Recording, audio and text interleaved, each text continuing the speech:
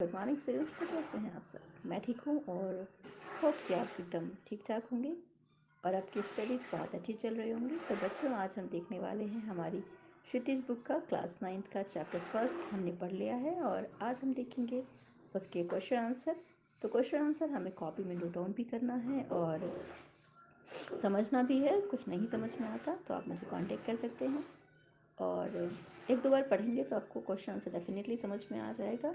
आपको बहुत एक्सप्लेन करके मैंने इसीलिए क्वेश्चन आंसर समझाने की कोशिश की है ताकि बहुत अच्छे से आपको समझ में आ जाए, आपको रटना ना पड़े, आप उसे अपने शब्दों में भी लिखने की कोशिश कर सकते हैं और चाहें तो आप एज इट इज़ भी लिख सकते हैं। तो स्टार्ट करते हैं क्वेश्चन नंबर 1। तो क्वेश्चन नंबर 1 है, कांजी हाउस में कैद पशुओं की हाजिरी क्यों ली जाती थी। हमने स्टोरी जो पढ़ी है उसमें हमने समरी में भी मैंने बताया था कि डेली क्या होता था वहाँ पे कांजी हाउस में जो पशु थे, जो उनकी हाजिरी ली जाती थी, अटेंडेंस ली जाती थी। तो अटेंडेंस क्यों ली जाती है आपको अच्छे से पता है, देखने के लिए कि कौन सा बच्चा आया, कौन सा बच्चा नहीं आया, कोई बच्चा गायब तो नहीं है जो घर से चला है और स्कूल नहीं पहुंचा है ना। तो काफ़ी चीज़ को अवॉइड करने के लिए हम अटेंडेंस लेते हैं और कांजी हाउस में भी सेम यही चीज़ था कि वहाँ देखा जाता था कि कोई जानवर भाग तो नहीं गया, कोई जानवर मर तो नहीं गया या किसी जानवर को कोई तकलीफ़ तो नहीं है, एक एक करके इसीलिए हाजिरी दी जाती थी। ओके, नेक्स्ट क्वेश्चन है, छोटी बच्ची को बैलों के प्रति प्रेम क्यों उमड़ आया। आपने देखा था गया के घर में एक बच्ची थी जिसकी सौतेली माँ थी, तो उस बच्ची के जो मन में है वो बैलों के प्रति प्रेम क्यों बढ़ाया था, क्योंकि जो छोटी बच्ची थी उसकी माँ मर चुकी थी और सौतेली माँ उसे मारती रहती थी। इधर बैलों की स्थिति भी वही थी, उसे घर में उन्हें भी मारा पीटा जाता था, सूखा रूखा भूसा डाल दिया जाता था, कोई प्रेम नहीं करता था और यही प्रेम वाली भावना ने दोनों को जोड़ रखा था और इसीलिए जो है बच्ची जो है वो बैलों को अपने जैसा मानकर उन पर प्रेम कर रही थी। थर्ड क्वेश्चन है, कहानी में बैलों के माध्यम से कौन कौन से नीति विषयक मूल्य उभर कर आए हैं। तो पहले इस क्वेश्चन को समझ लेते हैं। यहाँ पे क्वेश्चन में कहा गया है कि बैलों के माध्यम से जो प्रेमचंद्र जी हैं वो क्या कहना चाहते हैं या उन्होंने क्या क्या इम्पॉर्टेंट फैक्ट हमको सामने चैप्टर में दिया है। तो स्टार्ट करते हैं। इस कहानी के माध्यम से निम्नलिखित नीति विषयक मूल्य उभर कर आए हैं, जैसे गधा सीधा होता है, उसकी सहनशीलता को क्या कहा जाता है, उसको बेवकूफ़ कहा जाता है। इसीलिए मनुष्य को कैसा होना चाहिए, समझदार और थोड़ा सा चालाक होना चाहिए, बेवकूफ़ ताकि उसे ना कहा जाए। नेक्स्ट है, अपने अधिकारों के लिए हमें क्या करना चाहिए, संघर्ष करना चाहिए। जिस जगह हमें रहना पसंद नहीं है हमें वहाँ नहीं रहना चाहिए, बल्कि हमें उसे बदलने की कोशिश करनी चाहिए। आज़ादी जो है वो बहुत इम्पॉर्टेंट होती है और उसे खो देना कहीं भी आपको अच्छा नहीं दिखाता है। समाज में अगर आप सुखी और संपन्न रहना चाहते हैं तो आपको क्या करना पड़ेगा, आज़ादी के लिए दूसरों के साथ लड़ाई करना पड़ेगा। ऐसा नहीं कि हम कोई बदलाव चाहते हैं और हम सोचें कि पड़ोसी बदलाव लाएगा तो हमें भी बदलाव मिल जाएगा। हमें क्या करना चाहिए, हमें उसके साथ लगना पड़ेगा। जैसे आज़ादी अगर सिर्फ गांधी जी चाहते तो नहीं मिलती, सबने मिल करके उसके लिए आवाज़ उठाई, अपने अपने तरीके से उठाई, चाहे वो सुखदेव, भगत सिंह, इन ये लोग हों, लाला लाजपत राय हों या मौलाना अब्दुल कलाम, बहुत सारे लोग अपने अपने तरीके से सबने योगदान दिया, तब जाके हमें आज़ादी मिली और आज़ादी को किसी भी कीमत पे हमें गंवाना नहीं चाहिए। नेक्स्ट क्वेश्चन, क्वेश्चन 4, प्रस्तुत कहानी में प्रेमचंद ने गधे की किन किन स्वभावगत विशेषताओं के आधार पर उसके प्रति रूढ़ अर्थ मूर्ख, यहाँ पे मूर्ख जो लिखा हुआ है मूर्ख प्रयोग ना करके उसे क्या कहा है, उसे सीधा अर्थ दिया है। ठीक है, तो यहाँ पे क्या है, यहाँ पे है कि इस कहानी में गधे को जो एक स्वभावगत जो एक रूढ़ शब्द हो गया, उसके लिए अपने शब्द अगर पढ़े होंगे क्लास 8th में तो आपने पढ़ा होगा ना, योग, योग रूढ़ और यौगिक शब्द, शब्द के प्रकार में पढ़े होंगे अगर आप भूले नहीं होंगे तो रूढ़ शब्द कौन से शब्द होते हैं, रूढ़ शब्द होते हैं जो काफ़ी समय से एक किसी स्पेसिफिक शब्द के लिए, एक स्पेसिफिक चीज़ के लिए यूज़ हो रहे हैं। जैसे कि हम अभी मैंगो दिखा करके आपको कहें ये कौन सा फल है, तो नॉर्मल सी बात है, कोई नहीं कहेगा कि ये संतरा है या फिर ये अनार है। सभी उसको क्या कहेंगे, आम कहेंगे। हम कुर्सी दिखाएंगे तो आप ये नहीं कह सकते कि ये मेज़ है, वो कुर्सी ही है।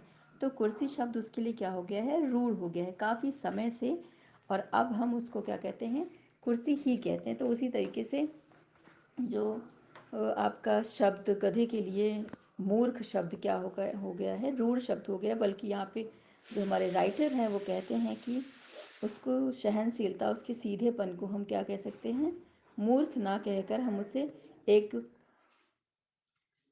समझदार जीव या ऋषि मुनियों की संगत में हम ला सकते हैं। चलिए अब इस शब्द को समझते हुए क्वेश्चन पे आ जाते हैं। प्रस्तुत कहानी में प्रेमचंद ने गधे की किन स्वभावगत विशेषताओं के कारण इनको कहा है, तो बहुत सारे स्वभावगत विशेषताएं हैं कि कुत्ता भी कभी कभी गुस्सा कर देता है, बैल भी गुस्सा कर देता है, पर क्योंकि सिर्फ एक जानवर गधा है जिसको कभी भी गुस्सा करते या दुख मनाते या खुशी मनाते बहुत ज़्यादा नहीं देखा है राइटर ने, तो इसी जो एक विशेषता है उसकी ऋषि मुनियों से कम नहीं है, और इसी विशेषता के कारण उन्होंने क्या कहा है, उसको सीधा साधा कहा है गधे को। फिफ्थ क्वेश्चन है, किन घटनाओं से पता चलता है कि हीरा और मोती में गहरी दोस्ती थी। बहुत सारी घटनाएं हैं, आपने स्टार्टिंग में पढ़ा है कि उनमें बहुत अच्छी दोस्ती थी। वो एक नाद में मुंह डालता था तो दूसरा भी डालता था, एक निकालता दूसरा भी निकाल लेता। दोनों गाड़ी में जब जोते जाते थे तो कोशिश करते थे ज़्यादा बार हम पे आए। जब गया ने डंडे बरसाए हीरा के चेहरे पे, हीरा की नाक पे, तो मोती ने जो है एकदम सारा खेल इधर का उधर कर दिया पूरा। हल बैल लेकर के भाग गया, पूरा जुआ रस्सी हल सब एक तरफ कर दिए। तीसरी घटना हम कह सकते हैं कि जब मटर के खेत में वो मटर खा रहे थे तो उन्होंने क्या कहा किया, मोती को क्रोध लगा और वह पीछे हट गया, और क्या कहते हैं कि पूरी तरीके से उन्होंने एक दूसरे को बचाने की कोशिश की। यहीं पे गया जब मार रहा था तो भी उन्होंने क्या किया, कोशिश की कि ज़्यादा से ज़्यादा मुझ पे पड़ जाए पर मेरे दोस्त पे कोई भी आँच ना आए। हमने देखा कि कांजी हौस में भी जब भागने का हुआ तो मोती हीरा को छोड़ करके नहीं गया और ना ही हीरा मोती को छोड़ के गया। ओके, नेक्स्ट क्वेश्चन है क्वेश्चन 6।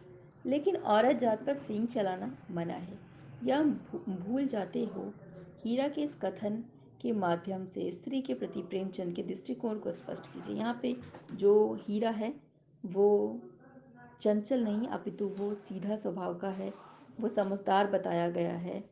और जो प्रेमचंद की मानसिकता है वो इसके हीरा के माध्यम से हमको दिखती है कि प्रेमचंद जो है वो महिलाओं का सम्मान करते हैं। वो जानते हैं कि महिलाओं पर हमें अत्याचार नहीं करना चाहिए, हमें उन पे हाथ नहीं उठाना चाहिए, उनको किसी भी तरीके से हमें क्या नहीं करना चाहिए, अपमानित नहीं करना चाहिए। क्योंकि सबसे ऊंचा दर्जा अगर किसी का होता है तो वो भगवान से भी हम ऊंचा मान सकते हैं, वो माँ का दर्जा होता है या स्त्री का दर्जा होता है। वो किसी भी रूप में हो सकती है, पति सॉरी पत्नी, दोस्त या बहन, माँ, किसी भी रूप में हो सकती है, अध्यापिका, यस ऑफ कोर्स है ना। तो उनका सम्मान करना चाहिए और किसी भी तरीके से हमें कहीं पे भी उनका निरादर होते देखना नहीं चाहिए। नेक्स्ट क्वेश्चन है क्वेश्चन 7। किसान जीवन वाले समाज में पशु और मनुष्य के आपसी संबंधों को कहानी में किस तरह व्यक्त किया गया है, तो बहुत अच्छे तरीके से व्यक्त इसको किया गया है। यहाँ पे हम देखते हैं कि जो झूरी है वो अपने जानवरों से बहुत प्यार करता है, अपने घर के सदस्यों की तरह रखता है। जैसे माँ बालक से गुस्सा हो जाती है तो जो वो बालक का पिता होता है वो किस तरीके से उनकी केयर करता है, उनकी साइड लेता है। तो पूरी तरीके से हमने यहाँ देखा कि झूरी जो है वो अपने बैलों की साइड ले रहा है, अपनी पत्नी से लड़ झगड़ के भी। और हम देखते हैं कि बच्चे यहाँ पे कितने खुश हो रहे हैं उन दोनों जानवरों को फिर से वापस अपने गांव में आके आया देख करके। और पशु भी पूरी तरीके से अपने स्वामी के लिए भक्ति दिखाते हैं, अपने स्वामी के प्रति प्रेम बहुत अच्छे से यहाँ पे पता चलता है। और आप इसको अच्छे से लिख लीजिएगा। नेक्स्ट क्वेश्चन है क्वेश्चन 8। इतना तो हो ही गया कि 9-10 प्राणियों की जान बच गई, वे सब तो आशीर्वाद देंगे। मोती के इस कथन के आलोक में उसकी विशेषताएं बताइए। यहाँ हम मोती को देखते हैं कि वो थोड़ा सा बदमाश चंचल किस्म का जानवर है, बट यहाँ पे भी जो उन्होंने दीवार को गिरा करके काफ़ी जानवरों को धक्का मार करके निकाल दिया कि जाओ आज़ाद हो जाओ। तो और खुद दोनों नहीं जा पाए, तो भी उन्होंने क्या कहा, इस चीज़ को दुखी नहीं हुए कि अरे बाप रे हमने उनको नहा के निकाल दिया, हम दोनों तो बच गए। बल्कि उन्होंने क्या किया, उनको खुशी है कि हमने कुछ लोगों की तो जान बचाई, कुछ लोगों को आज़ादी दिलाई। भले हम इसके चक्कर में पकड़े गए, बट वो सारे प्राणी हमें दुआ देंगे। और हमारे यहाँ पे कह दें तो कि हमारे हिंदुत्व समाज में इस चीज़ की बड़ी मान्यता है, या कह लें कि प्राणियों में इस चीज़ की काफ़ी मान्यता है। दवा दुआ से ज़्यादा असर नहीं करता, ऐसा कहते हैं कि दुआएं जो हैं, भाई डॉक्टर को भी देखेंगे अभी तो लोग क्या कहते हैं कि डॉक्टर्स भी ऑपरेशन के बाद कह देते हैं कि हमने अपना काम कर दिया, बाकी आप दुआ कीजिए, भगवान पर आके सब चीज़ें छोड़ी जाती हैं। तो यहाँ पे यही है कि ये आशीर्वाद का महत्व बताया गया है। 9 क्वेश्चन है, आशा स्पष्ट करना है यहाँ पे, मतलब कि अर्थ बताना है, भावार्थ आपको बताना है। पहला और दूसरा दो यहाँ पे दिया गया है। पहला है, अवश्य ही उनमें कोई ऐसी गुप्त शक्ति थी जिनसे जीवों में श्रेष्ठता दावा करने वाला मनुष्य भी वंचित है। यहाँ बात की गई है कि जब हीरा मोती आपस में बैठते थे, आपस में बात करते थे, एक दूसरे को निहारते थे, देखते थे, चाटते पूछते थे, तो ज़रूर उनमें, लेखक ने कहा है कि ज़रूर उनमें कोई ऐसी भाषा या ऐसी शक्ति थी जो एक दूसरे से वो बिना बोले सब कुछ कह लेते थे। जबकि जो मनुष्य है, श्रेष्ठ है ईश्वर की सभी रचनाओं में, उसको भी इस शक्ति के बारे में नहीं पता कि वो किस तरीके से बात कर लेते हैं, किस तरीके से अपना जो कहना चाहते हैं वो व्यक्त कर देते हैं। सेकंड है, उस एक रोटी से उनकी भूख तो नहीं शांत होती थी, पर दोनों में हृदय को मानो भोजन मिल गया।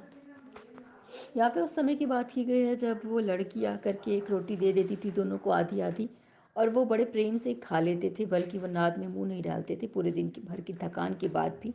तो यहाँ पे मानो उनके हृदय को भोजन मिल गया। हृदय के भोजन क्या होता है? प्रेम। और वो आधी रोटी में उनको प्रेम मिल जाता था, इसलिए वो उस आधी रोटी की गया के घर का होने के बावजूद भी वो क्या करते थे? खा लेते थे। पर वो सारा चारा जो वो डालता था, वो चारा वो छूते तक नहीं थे। तो मनुष्य हो या पशु पक्षी हो, सभी प्रेम के भूखे होते हैं। प्रेम मिलता रहे, बाकी कुछ मिले चाहे ना मिले। ओके, नेक्स्ट है क्वेश्चन 10। ये शॉर्ट सा क्वेश्चन है, इसमें टिक लगाना है शायद। गया ने हीरा मोती को दोनों बार सूखा रूखा भूसा खाने के लिए क्यों दिया होगा? क्या गया पराए बैलों पर अधिक नहीं खर्च करना चाहता था? गलत बात। नेक्स्ट है, गरीबी के कारण खली और आदि खरीदना उसके बस में नहीं था। नहीं नहीं, हमने सुना था कि अपने बैलों को उसने अच्छा अच्छा दिया था। वह हीरा मोती के व्यवहार से बहुत दुखी था। हाँ, ये हो सकता है। उसे खली आदि सामग्री की जानकारी नहीं थी, ऐसा भी नहीं था, तो अपने पशुओं को कहाँ से दिया? तो आंसर है यहाँ पे गा वाला। वह हीरा मोती के व्यवहार से दुखी था। जब वो ला रहा था तो बैलों को लगा कि हमको बेचा जा रहा है, इससे वो दुखी थे, और बैलों ने इसीलिए उनको, गया को परेशान किया था। और गया क्योंकि परेशान हुआ था, इसलिए उसने क्या किया, उन दोनों को खाने के लिए अच्छा अच्छा चारा नहीं दिया। नेक्स्ट क्वेश्चन है आप स्टूडेंट्स, नेक्स्ट क्वेश्चन आपका रचना और अभिव्यक्ति से है। मतलब यहाँ पे कह सकते हैं कि ये क्वेश्चन आपका टेस्ट में नहीं आएगा, बट आप इसको एक बार पढ़ लेंगे। मैं दोनों क्वेश्चन जो है थोड़ा थोड़ा टाइम दे करके इसको डाल दे रही हूँ चैनल पे, और आप इसको क्या करेंगे, पढ़ लेंगे, और मे बी कहीं से आप इसको हेल्प मिल जाए आपको किसी आंसर में। नेक्स्ट है आपका भाषा अध्ययन। भाषा अध्ययन भी जो है ये आपका एक नेक्स्ट वीडियो में मैं इसको समझा दूँगी। ओके, तो यहीं पे आपका ये सेशन ख़त्म होता है। आप मुहावरों के लिए भी एक अलग से जो ये मैं डाल दे रही हूँ इसको आप पढ़ लीजिएगा, बट इसके लिए भी कोशिश करेंगे कि एक अलग से वीडियो मैं बना के इसको समझा दूँ सारे मुहावरे जो इसमें आए हैं, क्योंकि मुहावरे से आपका क्वेश्चन जो है वो आ सकता है। ओके, तो आप बहुत आवाज़ वाली मुझे पता है,